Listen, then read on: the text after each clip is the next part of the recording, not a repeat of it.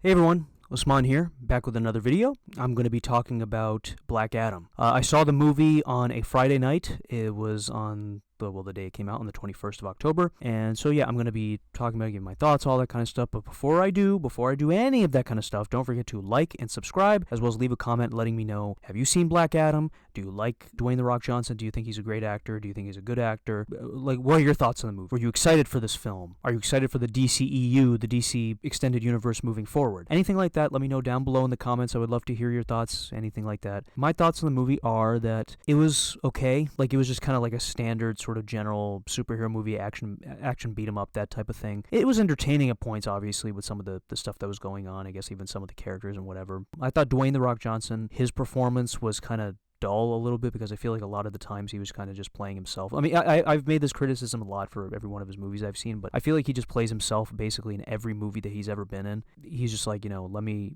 just play like the smart, strong kind of guy. I mean, who says like basically, or not even smart, like just like says a lot of smart aleck type of stuff, like the smart guy type of stuff. And it's like, okay, well, that's fine. That's basically the shtick that he's been going with every sort of movie that he's ever been in and acted in. I think he does a good job at it, and I think he's a good actor. But I just feel like in Black Adam, he's like, I'm gonna kill you, or I'm gonna do this thing, or I'm gonna do that thing, and I will rule this land, and I will do this and whatever.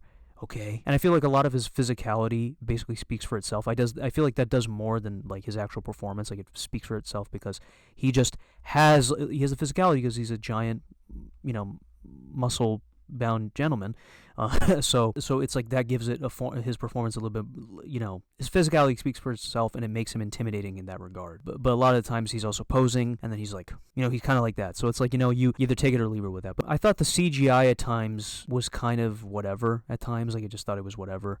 I liked some of the CGI and some of the shots, but then I think some of the CGI afterwards is kind of just like a little crazy and a little bit too not too great when there were action scenes going on. I think the standout characters for me were probably, I think, Hawkman and Dr. Fate. Dr. Fate was played by Pierce Brosnan. Hawkman was played by Aldous Hodge. That's who they were played by. And I thought they were actually really good. They were like the better sort of side characters that were in there as well. I just thought that they delivered a lot in those roles.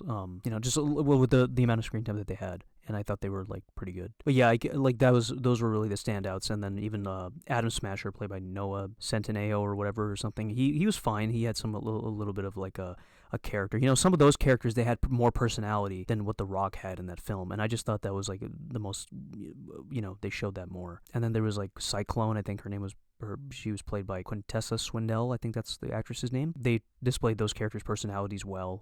Some of the side characters were fine. There was a little kid that was in the film that was like kind of talking to Black Adam. He was kind of just whatever at times, and he was just a little bit too, was kind of annoying at times with some of the dialogue he was given. And then there was like one actor, I think his name is Mo Ahmed. He was in the film. He's like I think a Palestinian actor, and he actually did a good job. I liked him in the film. But well, he's a comedian in real life, and I never saw his previous work beforehand. I know he has a TV show that's named after him called Mo on Netflix, which I never saw, but I heard that it's a good show, so I'll probably end up watching that after this. But I actually liked him in the film, even though like I said, he was a comedic character. I just thought he was actually funny in some parts of it. So I thought he did a good job in that, in the small amount of screen time that he had. And then there was another actress who was in there as well. And she did pretty good. She was okay. She was good in the movie as well. The villain, I thought, was not great. I can't even remember what the villain's motivation was. It was just kind of dumb, and it was a bunch of CGI, everything, like I said. So again, I'm like, CGI to me, as I mentioned before, I think in other videos, doesn't really serve as a problem to me at all. But I just feel like with some of the reviews I heard, and even just some of the stuff I saw, I was like, okay, this is a little okay. Some of the stuff was cool, the CG, but then some of it was just like, okay, well, what's going on? So, I kind of get that. But again, it's not still something that's going to bother me towards it, like all that. I thought the music, like the score, was actually kind of cool. Like, I have the theme like in my head right now, and I can't stop listening. That was probably the best part of this film, was the score for this film. Otherwise, everything else was kind of like, eh. But, that was like the one thing that stuck out to me, was just like the score. And I mentioned this again many, many times beforehand, that the score is the one thing that I think is the best thing when I watch these films. It's like, it stands out. It's a theme for the character. You sort of, you listen to it, and you're like, you connect with it, and it's something that serves to be, cool. So, I mean, you can watch it just to have like a little bit of fun time, just to watch like a regular, I guess, sort of fun superhero movie, I guess. But otherwise, I don't think the film is that like, oh my gosh, so great or super deep. I mean, I guess maybe little elements, but not really. The backstory of the character was kind of interesting. Of Black Adam, sort of giving a little bit of the backstory of him, but otherwise everything else was kind of just at times, like I said. There's a okay, spoilers, by the way. Spoilers for the film. So you've been warned.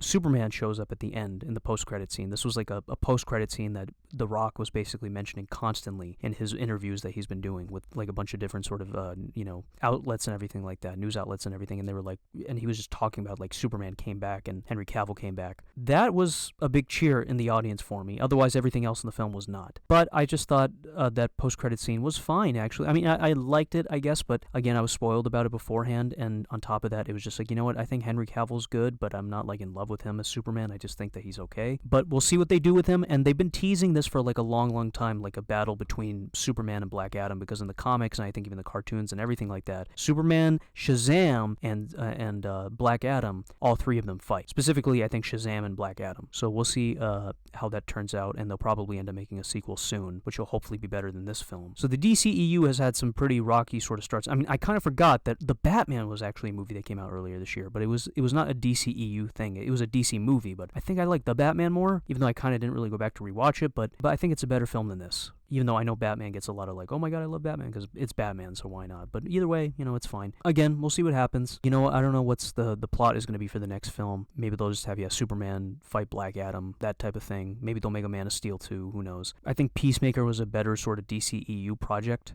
that came out this year, and that was a TV show, and that was better, it was funnier, and it had like much more depth and character and everything else like that, so it was just better, more entertaining. There's also one thing I wanted to mention too. There's a lot of the times in the movie, there's like so much slow motion going on, so that was kind of something that was a little just weird to me. It was like, why is there so much slow motion going on in this film? Like a bunch of the action scenes were just slow motion, and I'm like, why do you gotta show that with everything? I think I even saw The Rock, and he was like in one of those, in some of the slow motion scenes. So it was kind of something that I was like, okay, why does there need to be slow motion in this? There's like no need for that. It just seemed like they wanted to do that as like a sort of stylistic type of approach to an action scene, but I just thought they didn't have to do that. I was like, they could just leave it the way it is, like just make it like that, just make it well choreographed and stuff like that. But whatever, that was just me. I don't know. There's probably like a bunch of other flaws in the film, but for me in a way, but like, I don't know. That's really what just came to mind, in terms of that, and I would just be nitpicking just like everybody else. So yeah, but be on the lookout for other stuff, and as always, don't forget to like and subscribe, and I'll see you next time.